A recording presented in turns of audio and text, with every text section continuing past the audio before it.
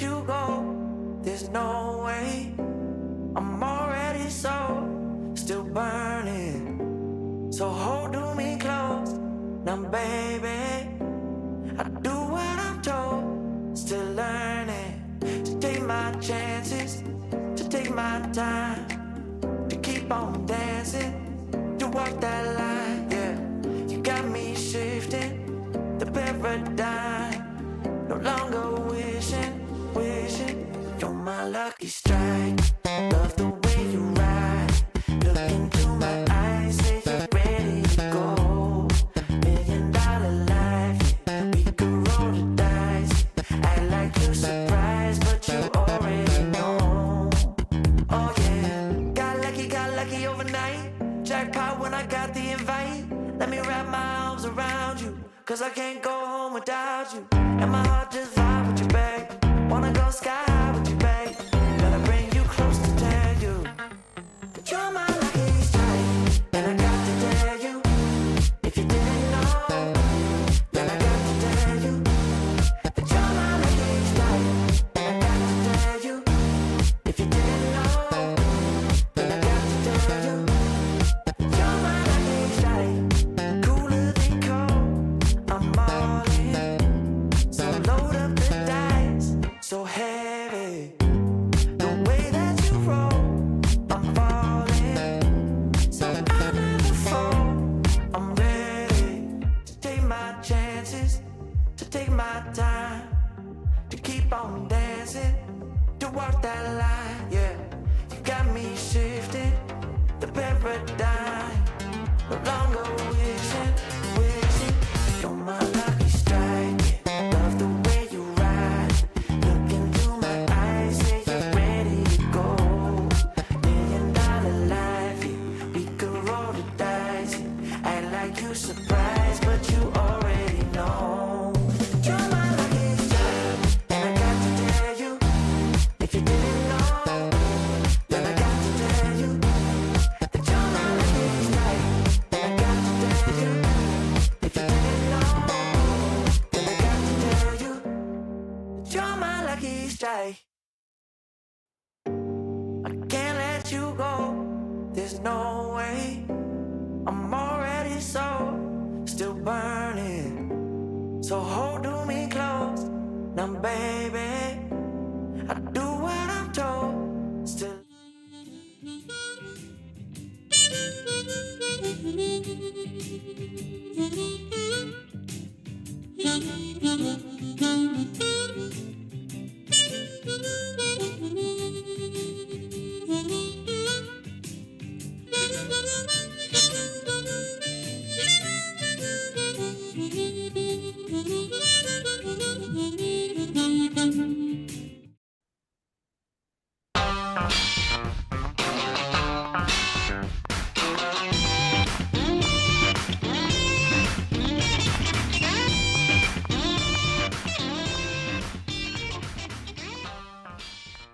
All right, folks, you know you're in for a treat when you hear that tune, because it's time for another episode of the RecPoker podcast. This is episode 553.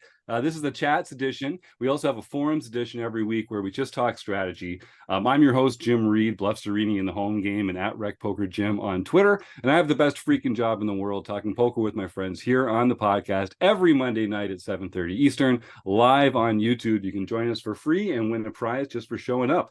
We're going to talk to our guest, Ben Ludlow, in just a moment. But first, I have to thank our sponsors, the Running Aces Hotel, Racetrack, and Casino. You can find out more about them at runaces.com. Most of what we're doing here is free. We're a largely volunteer-based organization, so we really depend on support from our sponsors and our premium members. It's going to be a great time at Running Aces this weekend on January 19th and 20th. We're going to be up there having RecPoker weekend at Running Aces. There's a Ford tournament series, and we're also going to be raising some money for a local food bank. So I hope folks in the area can come and stick around and have some fun with us up there. Like I say, most of what we do here at RecPoker is free. If you want to try our premium access membership, you can get your first month for only $5 by using the code at RecPoker, and I hope you do. Now, They let me host the show on Mondays, but I'm just one person. It takes a whole crew, a village, a gang to make the magic here at Rec Poker happen. We call this group of wizards the Wrecking Crew. And if you want to find out more about me or the rest of the Wrecking Crew, you can go to rec.poker/crew, or you can just listen up because you're going to meet a few of them right here tonight on the show, starting with producing co-host Chris Jones. Well, I'm Chris Jones. You can find me 5B5 on Twitter or 5x5 in the PokerStars home game, and I'm in charge of our monthly deep dives segment where we explore a poker-themed strategy topic. And I'm also really looking forward. If anyone's coming to the Running Aces, I will be there for, I think, all 4 tournaments, so I'll see you there. And I am John Somsky, also known as Poker Geek MN everywhere, and I try to help out running our home games. And I also will be at some of the Running Aces tournaments, so I hope to see you there. And I'm Keith Grant. That's Monkey System, just about everywhere. And I run Monkey's off-table tools every month. And I plan to be up there at Running Aces also. I might have to miss one of the tournaments if the Packers are beating the 49ers. That makes a lot of sense. And I'm Sasha Sutton. You can find me at Poker for Girls on Twitter, and I run a bi-weekly study group with Rec Poker called Mastering Mindset. All right. Well, thanks, everybody. I'm excited to be joined by Benjamin Ludlow, the one and only. Ben, first of all, I don't want to put you in a box. I'll just say you're a guy that loves poker. You and I met each other at a couple Run Good events over the last little while, and you've turned into quite a successful and fun professional player. So let's just start off nice and easy and welcoming you here to the Rec Poker Podcast. Thanks for saying hi. Thank you, everyone. Which one of you was that guitar shredding at the beginning? That was impressive. That was Peter Trulin, and we're very lucky to have his contribution to the show. Yeah, thank you. It gets you going a little, doesn't it? Yeah, absolutely. It's hard not to. The vibes are immaculate. Thank you for having me, guys. So, Ben, if folks know you from coming up on the show, we've talked about Run Good stuff here a lot. You're a fun character there. They probably know you as someone who sort of plays live poker tournaments as kind of your bread and butter. Is that a fair hole to put you in, a fair box to put you in? Yeah, absolutely. I think I've played live poker tournaments very seriously for a long time, but only over the last, I want to say, let's call it a year, have I really been like, all right, this is exclusively sort of what I'm doing and traveling around or playing in the Vegas scene where I live. So yeah, live tournaments, live MTTs. That's awesome. It seems like, and I think, live tournament or live poker is more fun than online poker. The social element of it is more fun. Being able to play against the other players at the table, I think, is a sort of like a more pure side of poker. Have you always focused on live play, or did you play online as well and just decided this was an area of strength for you?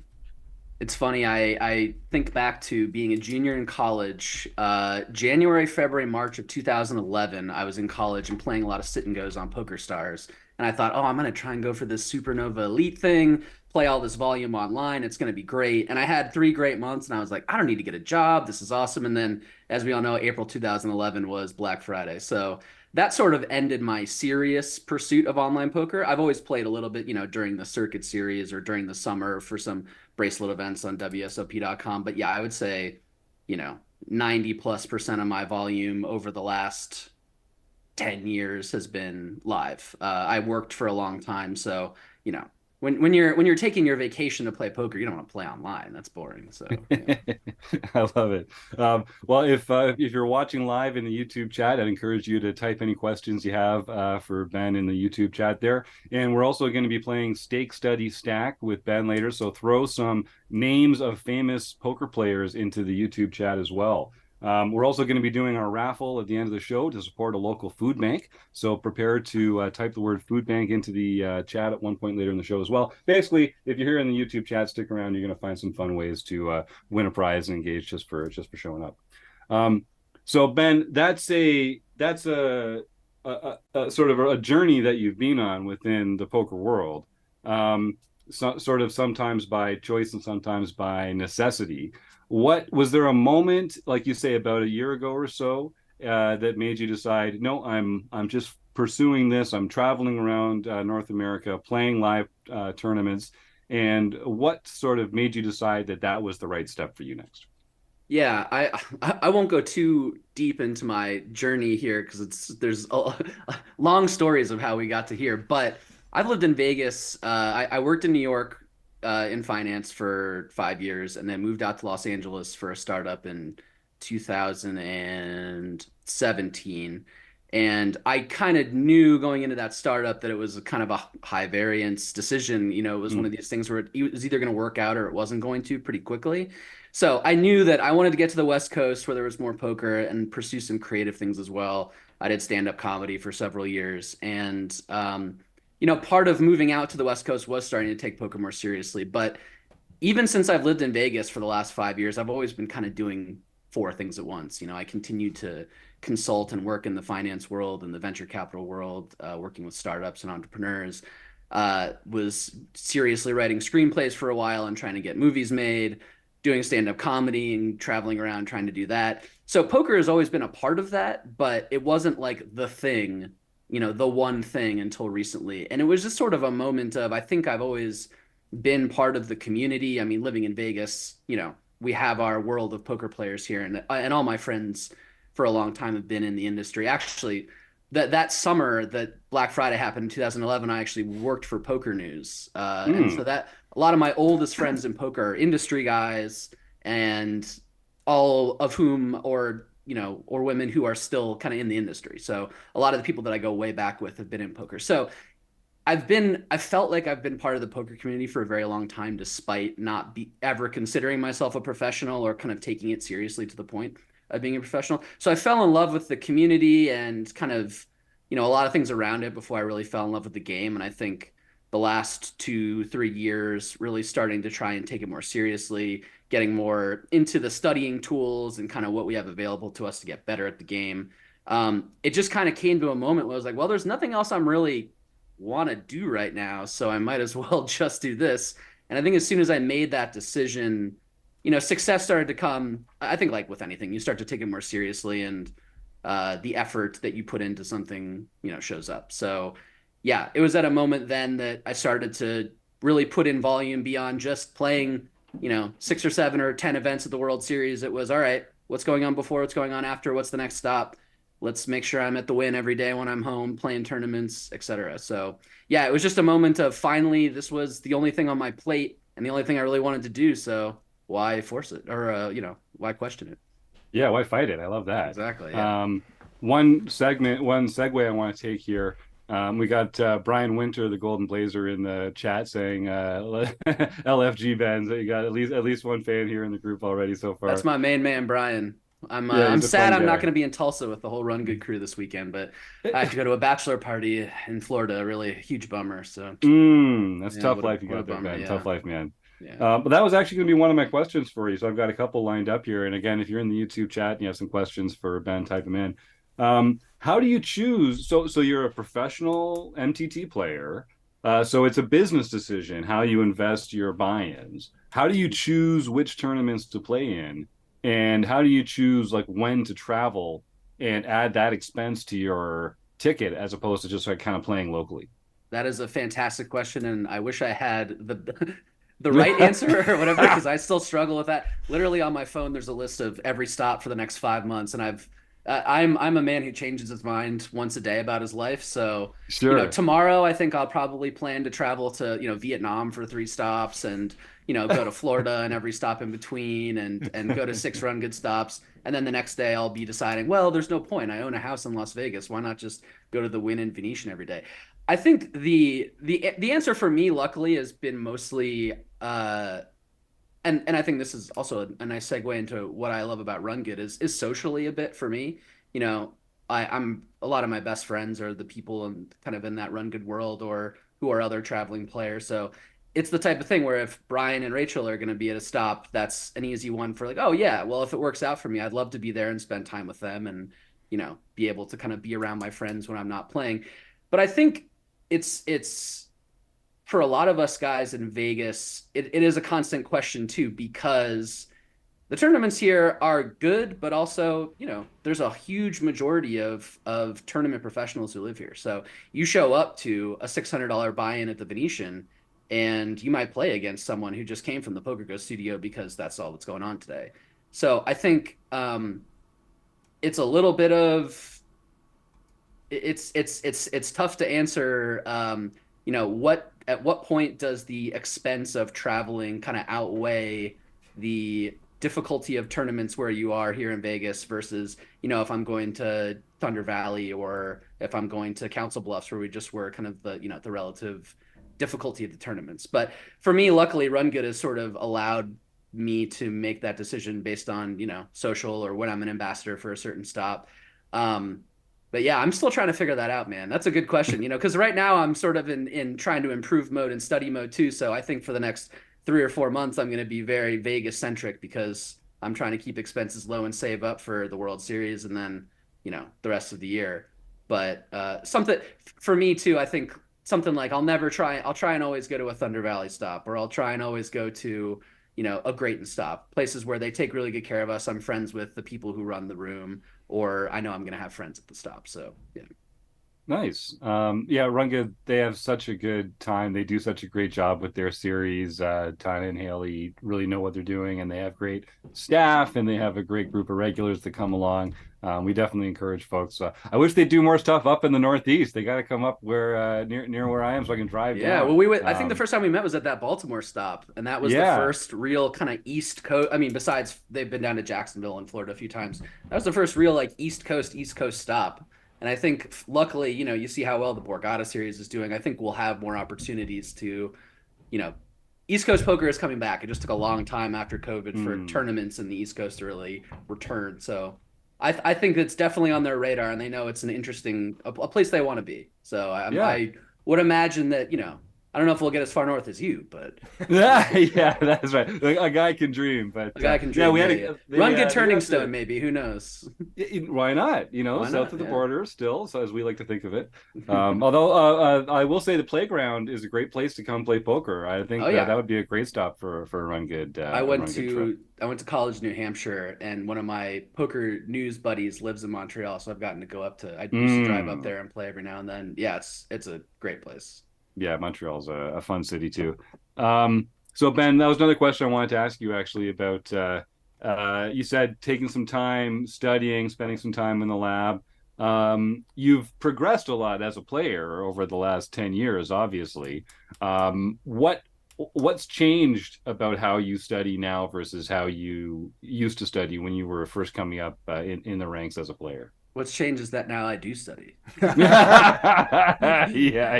I think a lot of us, I think the beauty and the curse of poker is that it's so easy to learn, and you can obviously, delusional is the wrong word, but success can come when you're making mistakes. So for a long time, you can get away with playing on intuition, especially depending on the games you're playing and where you're playing, etc. And I think, I always feel like I had a good feel for making adjustments at the table and kind of understanding how to play against certain people, but I never had a real baseline or a theoretical baseline. And again, I think a lot of that has to just do with the tools that are available to us too, right? Like I remember the book, maybe I don't know if it's called Let There Be Range, which it came out, must have been 2010 or 9 or something. And that was the first time that really the concept of thinking about poker in terms of ranges and making decisions based on, a group of hands as opposed to I put this guy on aces kind of thing, concept was introduced, and it was like a 20-page book, and they were selling it for like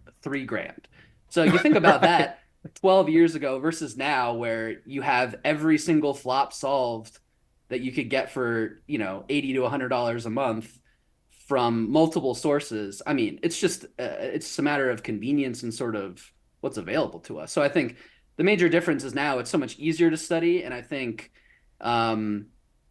also we have a lot of people who realize that just giving you the answers isn't enough. I think like you have to learn how to study and what works for you. I mean, I am perhaps the most ADD person on the planet. I legitimately have to set a time. I don't know where my timer is. I just cleaned oh, here it is. I have a timer on my desk, and literally I'll set it to like 22 minutes because I know I can focus for 22 minutes. And so I'll put 22 minutes on the timer, and I know like, all right, even if I'm like starting to wander off in like my mind or something, I'll look down and be like, okay, 7 minutes left. I can like continue to focus on this video for 7 minutes.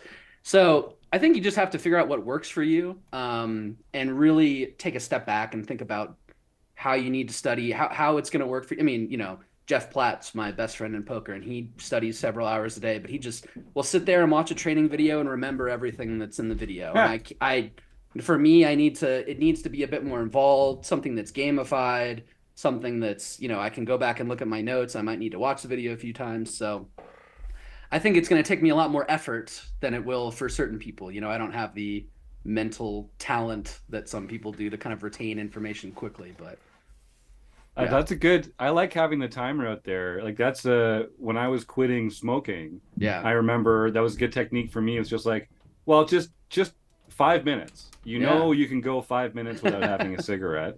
So and if you're still like, just 1 4 minute. minutes. All right, let's go 4 minutes. Yeah, but anything you can do and repeat, right? I mean, that's one of the keys. So good for you, and good for like playing to your strengths too, right? I mean, we all have these little eccentricities that we can kind of try and work through, or we can work around, or it's part of what we are. But I love being able to turn that into a productive strength for you. That's a real sign of success, I think. Yeah, for sure. I think self-awareness is maybe the most important thing in poker and in life. So, if you're not doing what works for you, it's not going to work out, in my opinion. So I love it. Keith, you unmuted. Did you have something for Ben? Yeah. You mentioned Wynn and Venetian. Are those your two favorite stops, or are they the two that you would recommend to somebody who's about to move to Vegas, or is it just because you like the places or know the people? Why are those your favorite? Yeah, I would think, I think a lot of it is sort of self-selecting in terms of that's where the majority of the tournaments are that kind of run on a regular basis with guarantees, etc. But I think they've also proven themselves to be the place that takes care of their players the best. We have to remember that casinos are a business, and I think a lot of times poker is sort of pushed to the side because it doesn't make a ton of money for the casino.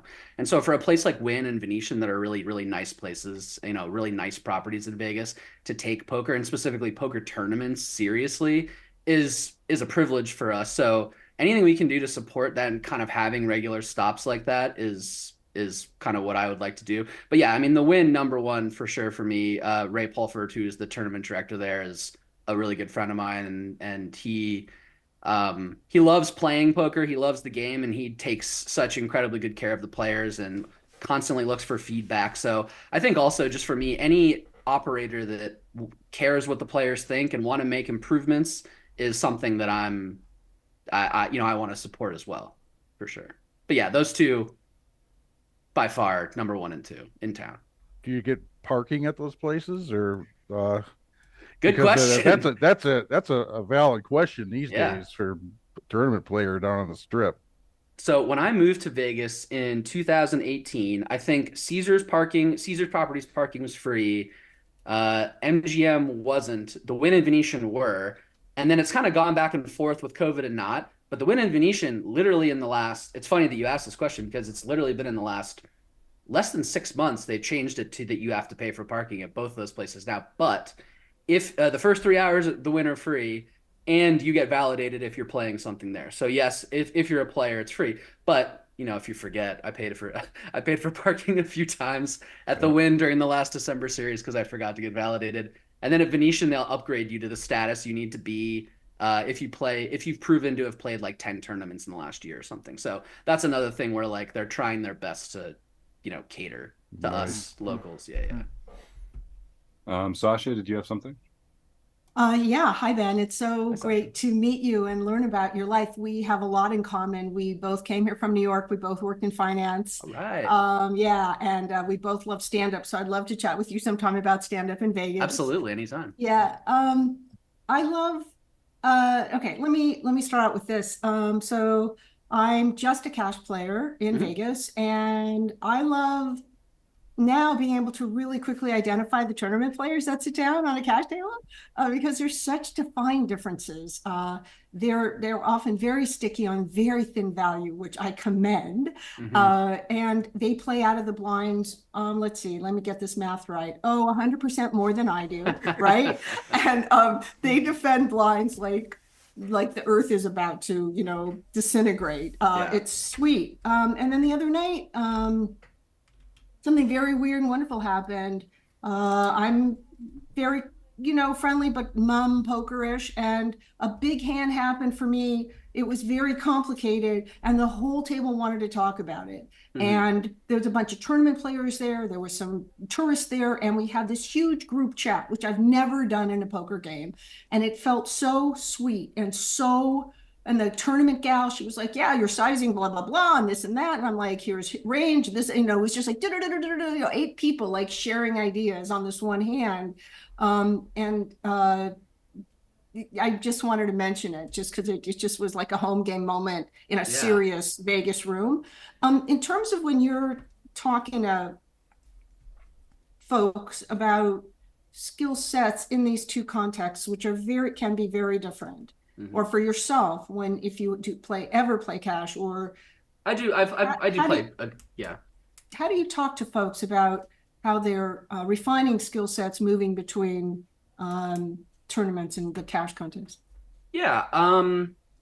I mean, I think the number one thing is obviously like for tournament players, and I always say this to anyone who it's like the question of, well, what's the one thing you'd tell someone who's kind of starting out in tournaments or wants to get better is studying your pre-flop stuff. And I think that it's such a, you know, obviously the decisions you make on 20 blinds versus 40 versus 60 versus 80 versus 100 versus whatever, 7, etc., are so different. And I think cash, there's a little bit less thought to kind of how you're playing pre-flop. It's pretty static ranges for the most part. And it's so much about kind of, again, finding that really thin value in, you know, cash games, making sure that you're getting 3 streets when you have ace king on an ace high board versus ace queen, etc. Where in tournaments, it's, you know, a little bit more about bluffing and kind of finding those other spots. So I think, I mean, I always find that playing cash games more gets me a little bit in a different mindset that ends up helping me in tournaments, especially at the beginning, because you're deeper. So, you know, for me, I think just the biggest difference is in terms of, I mean, refining those skill sets. Yeah, there are so many things that overlap that are great, but for me, it's just I still every day try and drill on pre-flop stuff for tournaments, and I'm working on my, you know, 25 big blind ranges and making sure that I am understanding my ICM, you know, reshove spots and what I'm doing on the bubble and things. So for me, that's the biggest kind of like mental difference or sort of refined skill set, if you will. And just to follow up, how does you said it just sometimes cash games will help you mentally in terms of your tournament. How does it help you exactly?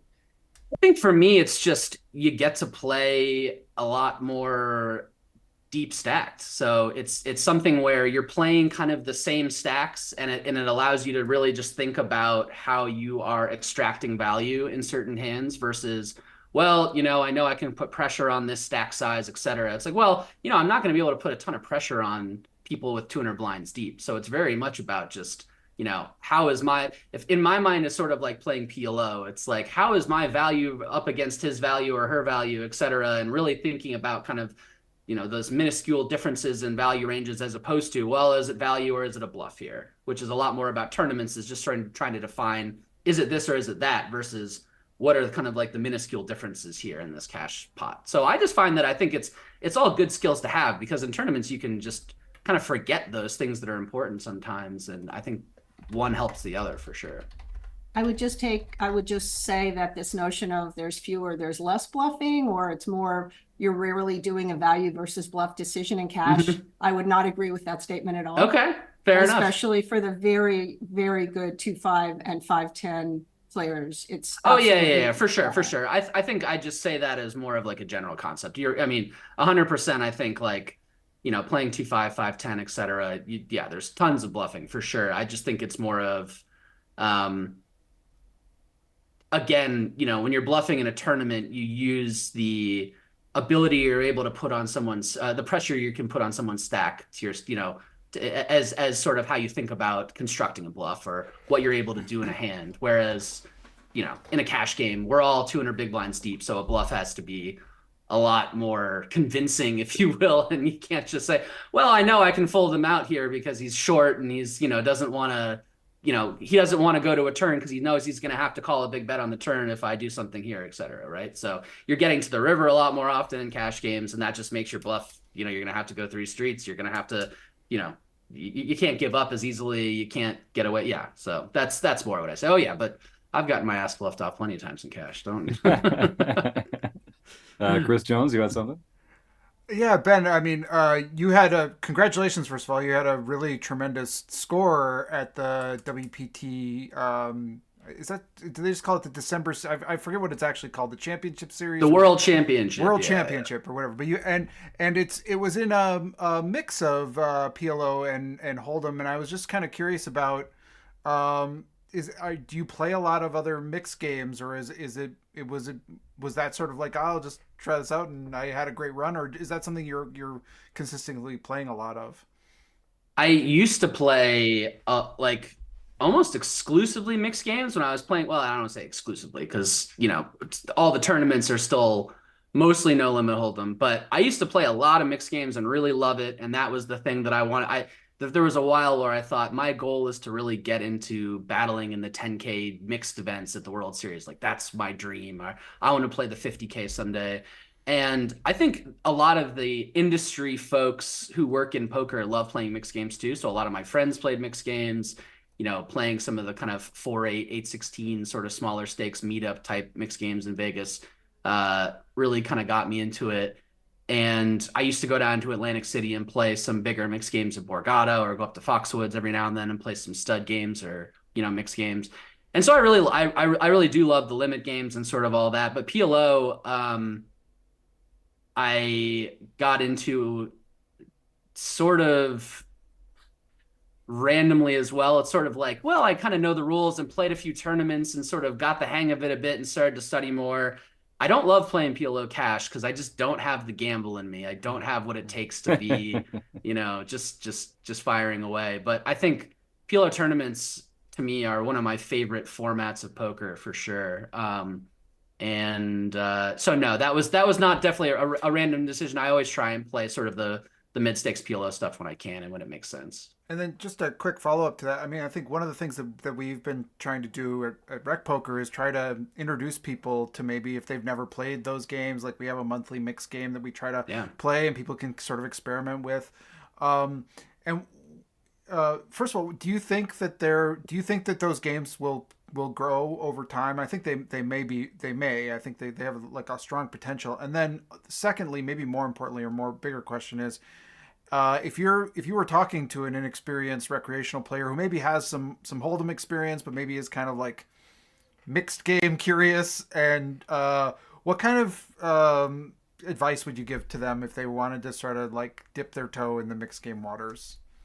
Well, I hope they continue to grow, and I think series like the World Series circuit and Run Good and whoever else who are running sort of these $400 or lower Omaha 8 or Horse or whatever are such a great introduction. And I think my mindset with poker was always, I was never sort of afraid to jump in the deep end and just sort of, get in a 4-8 mixed game and lose a few hundred to learn what you're doing. And I think a lot of people are just, I always hear people say that, and even really good pros too, who are like, well, I would play some of those, but I don't know the games well enough. And I think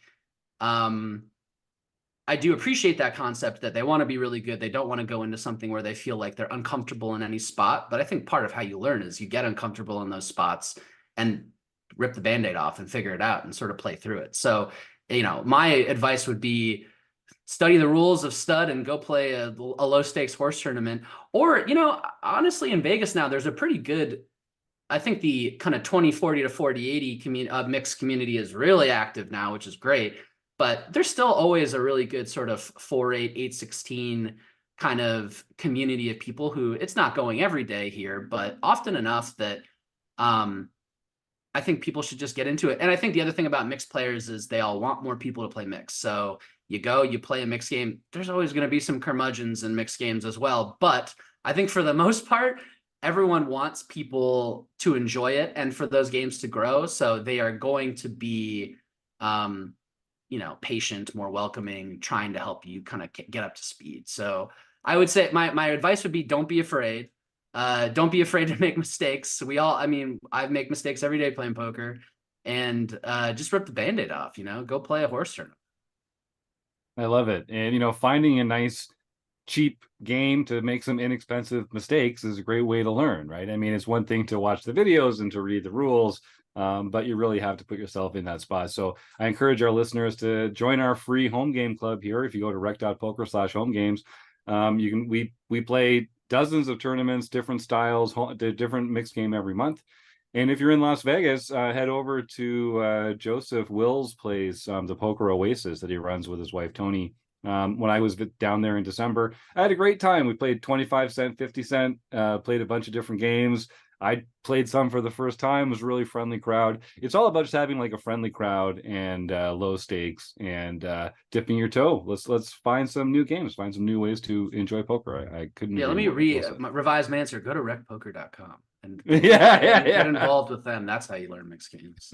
I love it, Ben. So I want to talk a little bit about where to go to play poker. You enjoy the Run Good series. We talked about that a bit. We've loved working with them for the last several years. Fantastic group. One of the things that they do really well, I think, is they have like good structures, very realistic price points. Their tournament entries, a recreational player can show up and play, and even if they know they're going to fire a couple bullets, it's very accessible, and the people there have a great time. So I find that you get quite a range of players from a skill and experience level in that. When you're playing in tournaments like that, Ben, I've got two questions for you. How do you identify who are the players that are less experienced versus more experienced? And then how might you adjust your play from one group to the other in a similar spot? Yeah. Well, the tough answer is stereotype. I think for Sure. sort of, I think even great players would say physical appearance is sometimes going to be a big giveaway, right? If I show up and I'm wearing headphones and I got a nice leather backpack, you can make some assumptions about me, and then vice versa. If the guy shows up wearing a Steelers jersey at the table and seems very gregarious and he's drinking beers, I'm like, well, man. But I think you're at the right table, is what you're saying. If they have a bunch of Steelers exactly. jerseys, right? I love it. I saw this guy in Baltimore, and I was like, all right, so start betting bigger. Okay, cool. No, I think I always say this because I hate I think you have to come in with sort of some player types in your mind. And I hate the idea of just saying, oh, this person's a recreational player, this person's a fish or a bad player versus a good player. Like, that doesn't really help anyone, because there are so many different types of bad player. And I hate the word bad player too. I think it's like, there are so many types of people who deviate from what you would consider maybe theoretically optimal, right? Like maybe someone doesn't realize that they're playing way too many hands pre-flop. And so the adjustment there is that you can play a lot more hands against them in position and take advantage of, when they're playing way too many hands, or maybe they're playing way too few hands, or they're never bluffing, or they're always kind of, there's only value there. So then your adjustment is to fold a lot more and just kind of, give up when you've got a weak ace on an ace high board, because you're going to just lose to ace king a lot, kind of thing. But I always tell people there's so many different kinds of bad, and I think just saying, well, this person's a wreck or this person's this or that is the wrong way to think about it. It's much more, take one decision that they made. Maybe it was that they showed down a hand that, somehow they got to the river with nines on a, 3 Broadway board, and they never should have gotten there and they should have given up. Well, all right. So take that piece of information, right, and extrapolate from there and say, well, we know they're playing too many hands. Maybe the piece of it is that they're way too attached to hands pre-flop. That when they find a pair, they're never going to give up. Maybe they are unable to fold, a hand like kings, queens, or aces in a spot where you should be able to find a fold. So every time you have 2 pair, you want to start betting bigger because they're never going to give up, or vice versa. So I hate identifying bad versus good, rec versus pro, all this. It's much more take one decision that someone's made and go from there, because physical appearance will get you certain, and again, I know it's mostly joking, but I think like you can make an assumption that you see someone who's young who sits down at the table, maybe they're going to be very aggressive. But I also hate pigeonholing yourself to that too. You know, take what you can from the start, but wait till you see something to make your adjustment worthwhile. You know, don't over assume from the start, because that's gets me into trouble all the time. I have so many times assumed that, no offense, that, you know, an older guy in his 40s or 50s or 60s, like, well, he doesn't know what he's doing, and then make some incredible play. And I'm like, oh shit, well, I forgot that these guys know how to study too. So I've gotten away from trying to over kind of put myself in a box too quickly with reads like that. Yeah, we talk about on the show. Like when I started, I played a lot online, and so I got used to categorizing opponents, like you say, by the mistakes that they would make. Oh, you're too tight, you get a red tag. You're too aggressive, you get an orange tag. You're too loose and passive, you get a green tag. Yep. And it's a much more helpful way to categorize opponents by the mistakes that they make, just by whether they're good or bad. Because, like you say, there's a lot of different ways of being bad. And 100%. that doesn't, what does you the know, fish doesn't tag help them. me, you know, accomplish? Right. Yeah, okay, Right. they're bad, but it's, you know, notes and being specific. I think it's like, and someone out there listening who's trying to kind of get better at this, challenge yourself to really find a specific thing to go after, you know. And it does, you don't have to figure everything out. You're never going to know everyone's game or how they're going to make every decision. But if you can find one thing that, you know, you can kind of take advantage of or extrapolate on, or they're playing way too much out of position and it's going to get them into trouble, and they find themselves in terrible spots because they keep flatting out of the small blind when they should be folding, you know, the majority of the time, or three betting. Take advantage of that piece, you know? So, yeah. I love it. Well, we're getting close to the end of the interview portion of the show here, so I'll give folks in the YouTube chat one more chance. We've got some comments in there so far, which is great. Love the support. Ben, so my last question then would be, well, actually, I've got two, I suppose. You talk about playing live a lot and knowing how to adjust to the mistakes that you see your opponents take. How do you record information while you're playing live? Do you take notes? Do you just remember it all? And what are the things that you try and remember and really like hold on to while you're playing in a tournament with someone that you might not play in another tournament with again for weeks or months or ever? I am very, very, very good question. And it's funny, the person who I talk the most poker with, Jeff Platt, he, for years and years, I was so bad at remembering hand histories and I'd be like, I think I was the cutoff and it was like 1600 big blind, or maybe it was 6K, I don't know. And so I've really, in terms of just recording, I try and, as soon as the hand is over, text it to someone. I have, you know, several chats of people that I talk poker with, or I write it down. I think luckily the thing that is my strength is the adjustment piece. That part I don't have to think or take notes as much about. Like that's kind of sticks out to me and sticks in my mind a lot better, where it's like, oh, I saw so-and-so should do this, or I played with this guy before and I remember this about him. You know, the technical piece of the hands and sort of going back and kind of getting into the precision of the theory is the part where I have trouble remembering sometimes. And, you know, suits in a hand are way more important than they used to be because of, you know, the blockers that you pick for certain types of bluffs, or this is the hand that I want to have when I'm calling because, you know, it unblocks all the hands that are good for him to bluff with here or her to bluff with here. So I don't take a ton of information in terms of player specific stuff.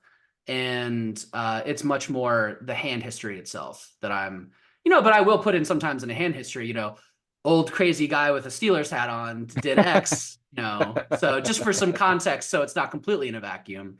But yeah, I think it's for me, it's a lot more about the hand itself, and the context. Luckily, I remember pretty well. Right on. Good for you. Well, you got having that sort of in-game memory is really important too. It's just a natural skill for any poker player. I got something at least. Yeah, not great choice in football teams, but we can talk about That's that all off right. the Yeah. air. Well, this has been a fantastic interview. We're gonna play stake study stack with you in a second here, and then we'll close the action with our speed round. Before we do, Ben, is there a way that you'd like fans, if they enjoyed the interview, to reach out and say hi or get more Ben Ludlow in their life? Is it on Twitter or what's your preferred way to interact with people in the poker world? Twitter or Instagram are great. Twitter, probably most specifically at Bloodlow, BLOODLOW. Reach out. I'm addicted to my phone, so I have been pretty good this year. I was scrolling way too much and on Instagram and Twitter way too much last year, so I now have a 1.5 hour a day screen time limit, and I've been Nice. kind of using it and I'm sticking to it. So if I don't get back to you for 20 minutes, that's why. Yeah. But no, definitely always feel free to reach out on Twitter or Instagram. I'm always there. That's great. And good for you for the time blocking. That's something that I'm trying to do more of as I learn more about myself and like how to be my best. It seems like a little discipline and planning can go a long way when it comes to that. I have to force myself with things like that, or I'm just out of control. So again, self-awareness, right? Yep. Yeah, it goes a long way. All right, Chris Jones, you are the YouTube chat master. Have you pulled a few names for Stake Study Stack tonight? Okay. I have. All right. So, Ben, this is a game we call Stake Study Stack. I'm going to give you 3 names. You're going to choose one of these players that you would stake in a tournament or cash game, one that you really would like to study with and learn from, and then one that you would just take an enormous amount of pleasure of just stacking them and taking all their chips. Respect. Love it. Let's do it. And we're gonna no mercy. No mercy. We're gonna pick some names that we've mentioned in these interviews here so far, as well as a couple that came up in the chat. So I've got Brian Winter, Jeff Platt, and Clayton Fletcher. Ooh, wow. I will go stake Jeff Platt, study Brian Winter, stack Clayton. I like it. I like it. Zero hesitation. Yeah, it was just like he just had it. He just had it. It wasn't. Yeah. Sorry, but not sorry, Clayton. Yeah. No love. I will shout out Clayton. He gave me my biggest opportunity ever in comedy, so I love that guy. Oh yeah, awesome. Yeah, he's been on the stack show. His ass. Fantastic. Yeah. No, take those chips. Go get that cheddar. All right, so Ben, we're going to close out the show with the segment that we like to call closing the action. So this is a speed round. I'm looking for fast answers. You can say pass if you don't have something close to your. Speed is the key here. Speed is the key. Yeah, quick and short, and we're going to fire through here. All right, we'll start with an easy one. Ben Ludlow, what's your favorite poker hand? Aces. Is poker a gamble or a skill game? Skill. What's your biggest poker pet peeve? Tanking pre-flop. Is Die Hard a Christmas movie? Oh yeah. Is Ace King a drawing hand? No. Are you pro chop or no chop? I'm pro chop. What player type are you? Ooh. Knit. Is a hot dog a sandwich? God, I could go on for hours about this. Yes. It is. Actually, it might be a taco, but I think a taco is a sandwich too. But we'll continue okay. I love. We get some good answers. I've talked so much about this. We'll have to have another podcast about it. Sorry, continue. Should vacations be lazy or busy? Busy. What's one thing you're afraid of?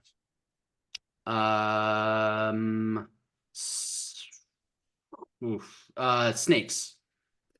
Yellow light coming up. Slow down or speed up? Speed up. Register early or late reg? Early. All right. That's the end of the speed round. We have one more question for you, Ben. One more question. This can do with poker or not. Looking back on a life lived, someone comes up to you today with a gun to your head and says, you have to go back and do one thing differently. You have to go change one thing in your life. What do you do differently? Oh boy. Is this part of the speed round or do I have a second? No, now you can take a moment. Now you can take a moment and set yourself. One thing I would change about my life. I will go. Okay. When I was in college, funny enough, once upon a time, I was a national team rower, lightweight rower for the United States, and went to Dartmouth and rowed lightweight at Dartmouth. And I broke my ribs a bunch of times and kind of got fed up with it.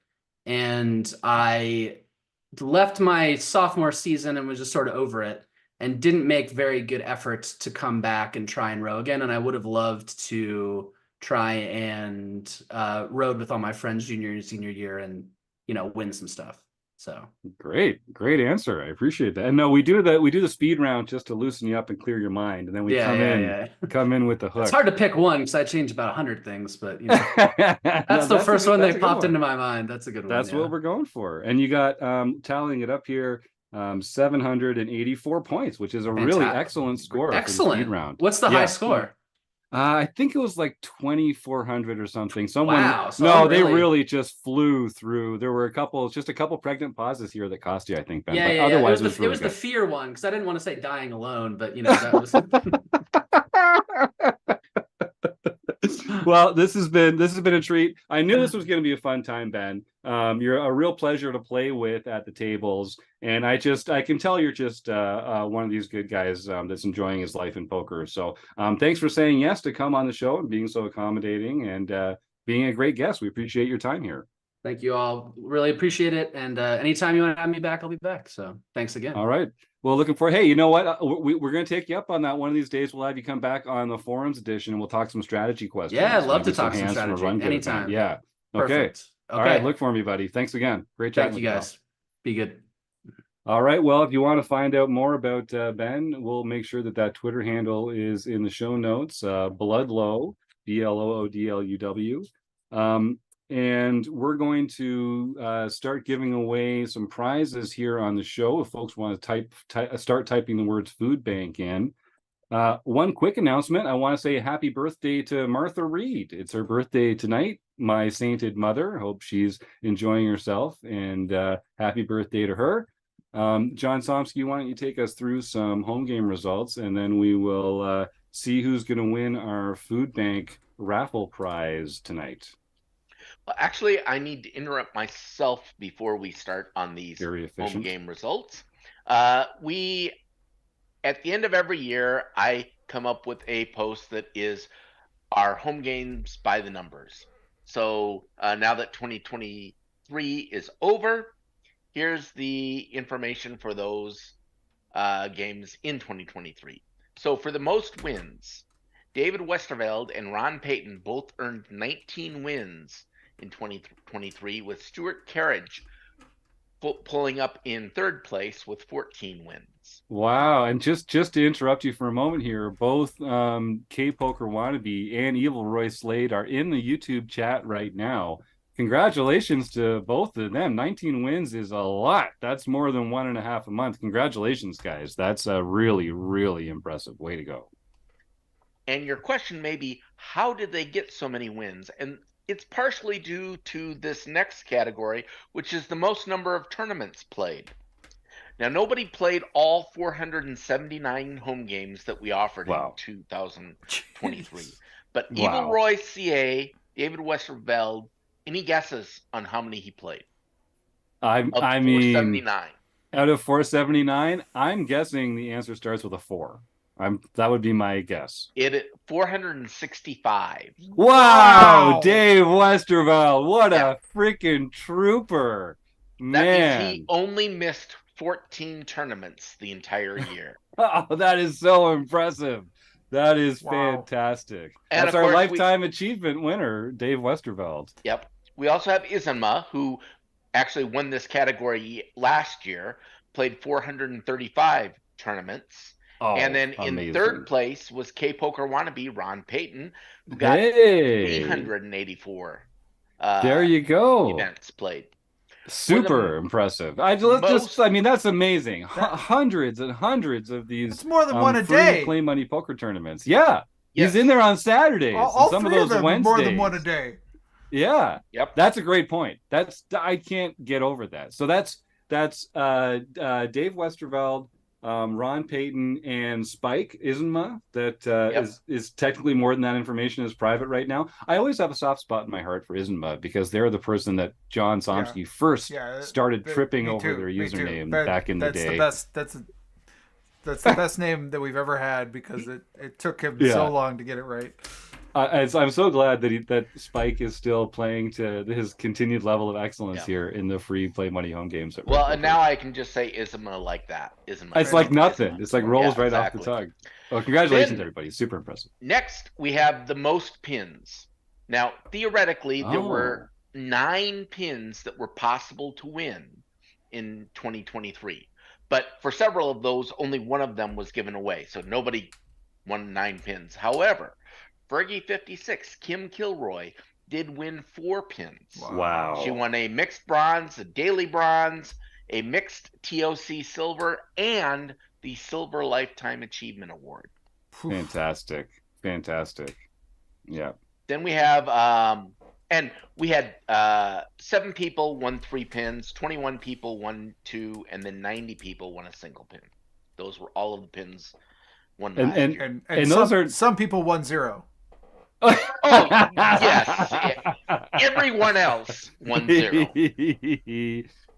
Those are not easy to win, folks. And if you have won one of these beautiful pins here, if you find me at a RecPoker event, I carry them around with me, and I've got the spreadsheet on my phone, so I can for free hand over any pins that you have earned. I will be at Running Aces this weekend. If anyone's there, come claim your pins for free from me. Otherwise, you can go and order them through the website. We just charge shipping and handling, so I can get my little butt off to the post office and bundle them up and send them off to you personally. So if you have earned a pin and you'd like it, email me is probably the easiest way, Jim@rec.poker, and I'll give you some instructions on how to claim that pin.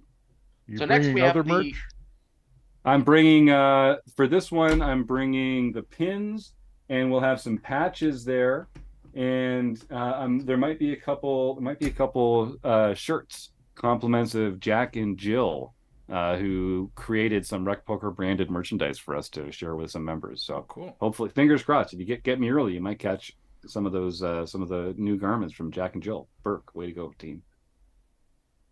Next we have the most caches. K-Poker wannabe Ron Payton had 84 caches, which meant he cashed in 22% of the tournaments that he played in. Excellent. Evil Roy CA, David Westerveld, got 69 caches for 15%. And Isma also got he got 64 caches for also 15% rather. All right, a couple of killers and out there. Last but not least, the best ROI for players who have played at least 100 tournaments. So if you didn't play 100 tournaments, you weren't in the running for this. We have Bone Crusher 14, Marcel Dusick, got 61%. Sweet. Keto Man 335, Kian Tavakole got 54%, and K-Poker wannabe Ron Payton got 52%. So you can see there were several names repeated throughout all of these things. Congratulations to all of them. Yeah, way to go, everybody. And a couple OGs of RecPoker there on the ROI front as well. No surprise there. Super impressive. And John, speaking of super impressive, way to go running another year with 470 something free home games in our home game club that people get to come and participate in. We're so lucky to have you running this whole organization that everyone benefits from so much. The heads up challenges every quarter, the monthly mixed games, all the no limit hold'em stuff, all the tournaments of champions, the go for the gold. It's just so impressive, and we're all so grateful and appreciative. My hat's off to you, sir. Thank you again. Fantastic work that you do. Well, I try to do my best, and even though I make lots of mistakes, I try to keep it running. Next, we have E. Anderson 85. Eric Anderson won the Mixed Game Championship Series on January 10th. That was no limit 5-card draw. This is his first mixed game victory for the year, and of course, this also puts him in the lead for the Player of the Year points race. That's right. Exciting. Remember, for these championship series, only your best top 10 scores, so only 10 of the 12 games, if you play all 12, will count. Or if you miss a couple, then everyone has to throw away their 10th or 11th and 12th win anyway, so it won't put you at too much of a deficit. Yeah, I was even too sick to play the first week. So even if you miss a month like me, you can even miss 2 months and you'll still get a chance to count your best 10 scores in our Player of the Year race that runs all the way to December. Exactly. Then we have our daily series TOC that was played on January 8th. Evil Roy CA David Westerveld got his first TOC victory for the year. That Knock is it his out of the park. 66th lifetime victory. Then for our daily series, Stewie13, Stuart Carriage got his first nightly victory. Noah 1291, Noah Anderson got his first nightly victory for the year. Now you said it, Joe got his first international victory for the year. East Coast Bitter, Ben Enslow got his first international victory for the year. Wasting no time. Ben's got a goal for this year to win 21 RecPoker home games this year. I mean, that is that's setting the bar pretty high. How many was Jacob Kiki's goal? Was it 2 years ago? 20? And I think, and Dave has won 21, I think, in a year. And I think someone else won 19, you were saying, this past year.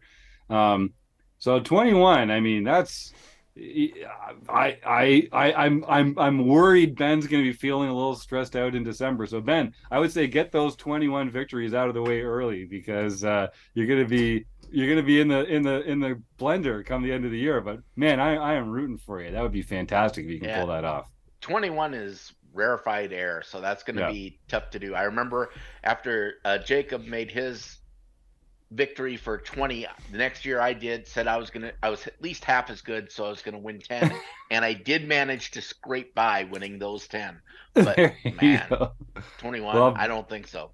Ben knows what he's doing, if anyone can do it, and he knows how to game select. He's in there in those small field international tournaments on Saturdays, and if people want to watch along on Ben's fantastic journey this year, you can go check him out on twitch.tv/bjammin. He's got a lot of great stuff going on over there. So congratulations on your goal, Ben, early, because I know you're going to knock it out of the park. And this is just the first start. Here we go. Congratulations. You know, that sounds like that should be a series on either Netflix or Hulu. Ben's fantastic journey. Anyway, Shamu asterisk 27140, Roger Lamp. Roger won his first LPP event of the year, so he can contact info@rec.poker for his free month at Learn Pro Poker.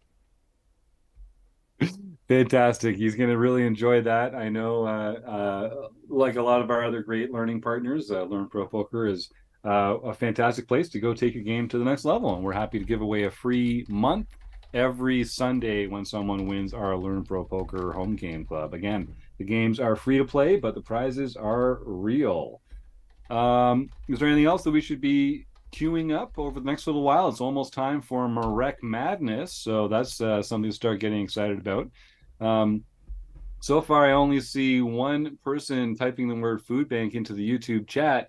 We've got a few other people in the stream right now, so this is your last chance to enter the draw and see if you can win a prize. Is there anything else that we should be talking about, folks? What's coming up? I'm just super excited about heading out to Running Aces again this weekend. We're going to be supporting a local food bank out there too. So if you're listening to this live on YouTube, or if you're listening to this the day that it comes out, Friday morning, it's not too late to swing by Running Aces Hotel, Racetrack, and Casino, just an hour north of the Twin Cities in Columbus, Minnesota, and bring either a monetary donation or a non-perishable food item to donate towards the second harvest. Actually, I'll just make sure that we are, it's the second harvest. Oh, damn it, I don't remember exactly the name of the food. Yeah, no, that's a name. That's a local food. They do good work. Yeah, second harvest something in Minnesota. We've been communicating over email about setting that up. So that'll be a nice way to support a local food bank and have some fun with us at Rec Poker Weekend. All right, well, I see we've got two people to roll the die between, Chris. It's either going to be Kay Boker Wannabe or Jennifer Galloway, who's going to win a fantastic prize tonight. Chris, what sided die would you like to roll for our binary choice here? I can't believe we don't have more people that want to win a free prize just by typing the words food bank into the YouTube chat. I'll give them one more second to do it. Yeah, I got to log in too, so keep stalling. We recently, YouTube we've got enough YouTube followers now that we can take super chats, which is a way of donating to our cause right through the YouTube chat. So if you're I don't know, do you have to be a YouTube premium member or something like that? If you are and you'd like to donate, we'll be sharing a portion of all of our YouTube donations with a local food bank, and it's our pleasure to support a cause like that, because food insecurity is something that affects people all over the world. Maybe someone in your own backyard or in your own neighborhood that you might not expect, and donating to your local food bank is a great way to make the world a better place.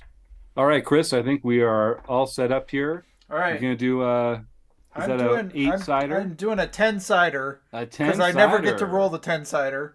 Okay. We always have more or less, like 6 or something. One time I rolled the 20-sider, but I've never rolled the 10-sider. So we're rolling. So do we want to do odd and even? Ron's a little odd. And, Yep. That sounds good. That's odd a great idea. Okay. All right. Ron's definitely odd. Zero is even. Zero is even. Just for all right. clarification. Yep. And Cool. No, always good to be clear. Away we go. It's a 5, of course. It's a 5. That's odd. That's Ron. Ron, congratulations. Ron has a good track record in these. Ron, send that email, please, to info@rec.poker. You've won a prize. If you are not already a RecPoker premium member, then congratulations, you've won a free month at RecPoker. And if you are already a RecPoker premium member, then you've won a series of other fantastic prizes. Membership to Learn Pro Poker, Solve for Why, PokerCoaching.com, the Poker Forge, Tournament Poker Edge. We've also got discounts on coaching material and coaching experiences through the RecPoker shop. So check that out. I'll look forward to getting that email, Ron. To everyone else, I guess I just want to say thank you to the Running Aces Hotel, Racetrack, and Casino. We couldn't do what we do without their support. Thanks to Ben Ludlow for being a fantastic guest. Keith Brandt, Sasha Sutton, Chris Jones, John Somsky, for being on the Wrecking Crew and being great supporters of everything we do here at RecPoker. And you, the listeners, and in the YouTube chat, thanks for coming out and having a great time. We'll see you next week on the RecPoker podcast. Good night, everybody.